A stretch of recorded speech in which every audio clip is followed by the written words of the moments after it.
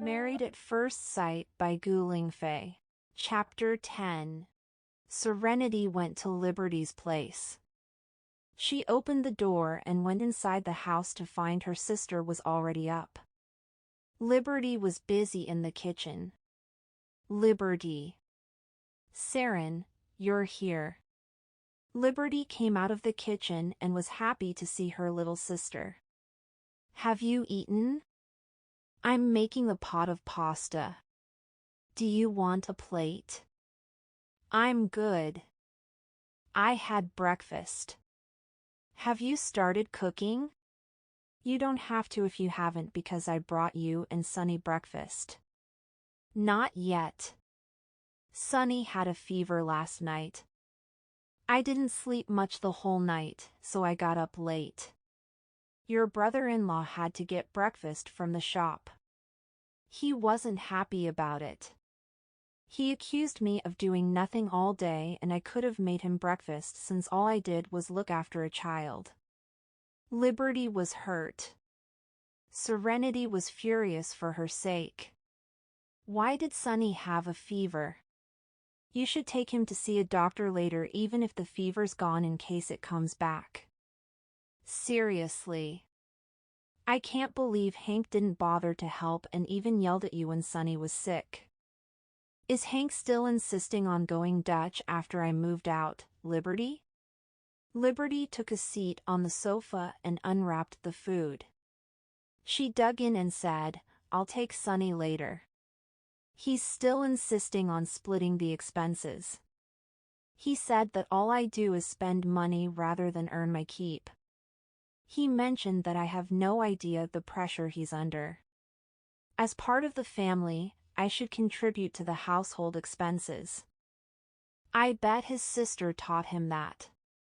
My sister-in-law can't stop poking her face into our affairs after we got married. Hank used to be good to me, and his sister ruined that. Prior to handing in her resignation letter, Liberty worked her way up to the financial chief position. She was paid handsomely. Liberty gave up a lot for love and marriage but received hate from her in-laws in return. Liberty only spent her money on the home. The clothes she bought were with Serenity's money. The shopping only came once in a while, and buying things like cosmetics were less frequent than new clothes. However, her in-laws would kick up a fuss about Liberty's spending whenever she bought new clothes and cosmetics. Even if Liberty explained that it was with Serenity's money, her in-laws would argue the gifted money was a joint asset with her husband, so she had no right to use it for herself. Liberty, why don't you send Sunny to a kindergarten? You can pick up your career again and earn as much as, if not more than your husband. Serenity felt sorry for her sister. While Serenity was living under the same roof with her sister and family, Serenity would take on all the housework to help her sister out. Now that she had moved out, Liberty got more on her plate. Hank said to wait until Sunny is 3 or 4 before enrolling him in a kindergarten. Liberty was interested to return to the workplace. If nothing else, the burden of a car loan, mortgage, and elderly care was weighing heavily on the family. Serenity frowned as she sensed that Hank was treating Liberty like CRP, and it was only getting worse. Serenity had to ask, do you think my brother-in-law is seeing someone else? Startled, Liberty uttered, I don't think so. I know how much he's making. He doesn't have extra money to keep a mistress. But he's been increasingly rude to you. You must think about your future. Don't be a misunderstood stay-at-home mom without an income. Liberty fell silent for a moment before stating, we'll see. Don't worry about me, Seren. I'll be okay. How are you doing? When is your husband coming back from his trip? It'll be a while. He can be busy since he's working in a major corporation. Liberty inquired about Serenity's life at the new home in detail. She was able to relax once she was sure her little sister was doing well. Now that Serenity had spent some time with her nephew, Liberty urged her to get back to the shop.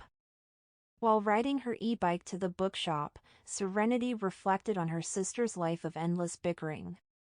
Distracted, Serenity failed to pay attention to her surroundings and nearly rammed into a car. With her fight-or-flight instincts kicking in, Serenity swerved to the side and narrowly missed the car. At the same time, she hit the brakes. The car also came to a screeching halt. Serenity glanced at the car.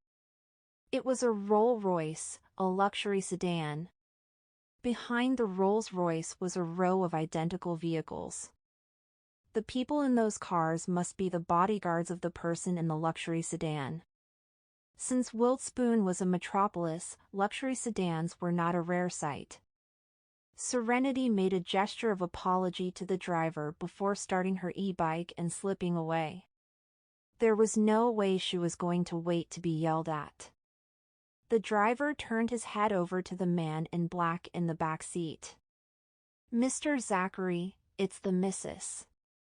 Zachary's face fell as he clearly witnessed Serenity almost knocking onto his car.